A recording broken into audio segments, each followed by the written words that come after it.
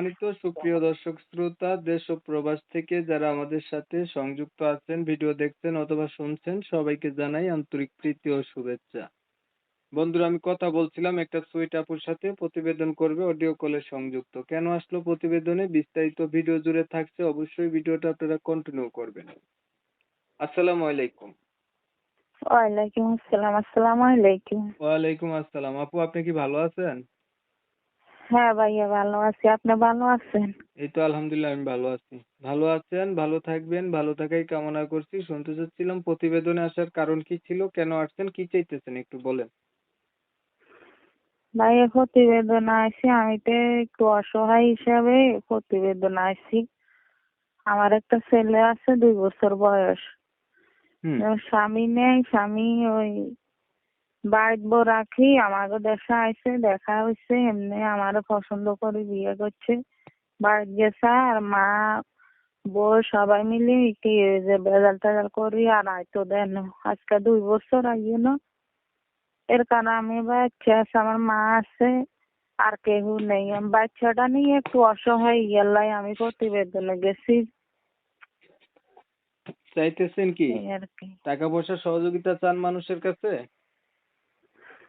না ভাই, টাকা পয়সা দিকেই করবো। টাকা পয়সা যাচ্ছে কাল নেই। চাই যদি ভালো একটা মনের মানুষ পাই, এতে চাই যদি ছেলেটারে নিয়ে সারা জীবন ওরে নিয়ে থাকতে পারি।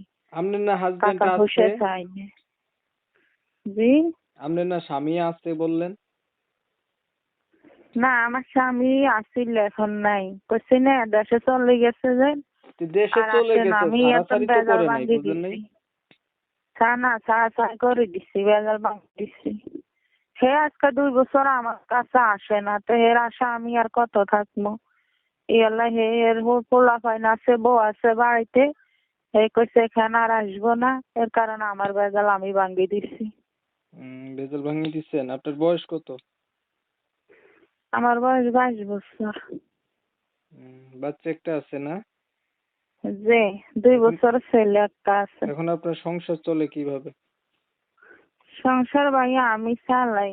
সংসার আমি চালাই, ধরেন না আরেকজনের মিশিংয়ে কাজ করি, যে 200 টাকা যদি পাই মিশিং আলার 100 টাকা দিই, আমি 100 টাকা রাখি। 400 টাকা পাইলে মিশিং আলারে 200 দিই, আমি 200 রাখি। এই দিলে আমি সংসার চালাই। লেখাপড়া কিছু জানেন? লেখাপড়া ক্লাস 7 লাগাতে পড়ছি, আরবিও পড়ছি, কোরআন আপনার শরীফও পড়ছি। আপনার মা বাবা নাই? বাবা নাই, মা আছে। চেহারা ছবিতে অনেক সুন্দরই ছিল আপনার, তবে আপনার হাজবেন্ড এমন করলো কেন? ওই যে বাড়িতে গেছে, তাবিজ তোমার করে লই গেছে, বুঝছেন, আর আসে নাই। হুম। আচ্ছা, ধরেন একটা মানুষ পাইলেন, এখন আপনি যত বিবাহিত, আপনাকে যারা বিয়ে করতে যাবে বা দায় দায়িত্ব নেবে, পাশে থাকবে, তারা কিন্তু আপনার মতোই হবে, মানে বিয়ে করছে, বউ নাই, অথবা বয়স একটু বেশি। তো আপনি রাজি আছেন? হ্যাঁ ভাইয়া, যদি বউ না থাকে, যদি আমার ছেলে আমার দায়িত্ব নেয়, তো আমি রাজি আছি। আচ্ছা, আপনার বিষয়টা আমি একটু ক্লিয়ার করে দিচ্ছি দর্শকদের জন্য। দর্শক শ্রোতা শুনছিলেন, আমি কথা বলছিলাম, এই আপুটা হচ্ছে প্রতিবেদনে এসে চাইতেছে একটা ভালো মনের মতো মানুষ, যে তার সুখে দুঃখের সাথী হবে, তার একটা বাচ্চা আছে, বাচ্চার দায়িত্ব নেবে, এমন একটা মানুষ যাচ্ছে। তবে উনি কিন্তু বিবাহিত, সেটা জানেন, ওনার হাজবেন্ডের সাথে ডিভোর্স হয়ে গেছে। কোরআন শরীফ পড়তে পারে, নামাজও পড়ে, লেখাপড়াও কিছু আছে, ক্লাস 7 পর্যন্ত। তো যারা হচ্ছে ওনার অতীত জানার পরে ওনার পাশে একটু থাকতে চান, বা ওনার দায়িত্ব নিতে চান, বা ওনার মাথার উপরে ছাতি হইতে চান, সবকিছু জানার পরে যদি এমন কেউ আগ্রহী থাকেন, তারা চাইলে ওনার সাথে কথা বলতে পারেন। ওনার নাম্বার আমি হচ্ছে ভিডিওর স্ক্রিনে দিয়ে রাখছি। আমি কিন্তু কমিউনিটি গাইডলাইনের কারণে আপুটির নাম ঠিকানা নিতে পারি নাই, এর জন্য হচ্ছে আন্তরিকভাবে দুঃখ প্রকাশ করছি। আপনারা তো অনেক সময় নিয়ে আপনাদের মূল্যবান সময়গুলি নষ্ট কইরা, ধৈর্য ধইরা, কষ্ট কইরা আমার চ্যানেলের সাথে থাইকা আমার চ্যানেলের ভিডিও দেখছেন, সবাইকে জানাই এমএসকে টিভির পক্ষ থেকে অসংখ্য ধন্যবাদ। সবাই ভালো থাকবেন, সুস্থ থাকবেন। আল্লাহ হাফেজ। আপু, আর কিছু বলবেন?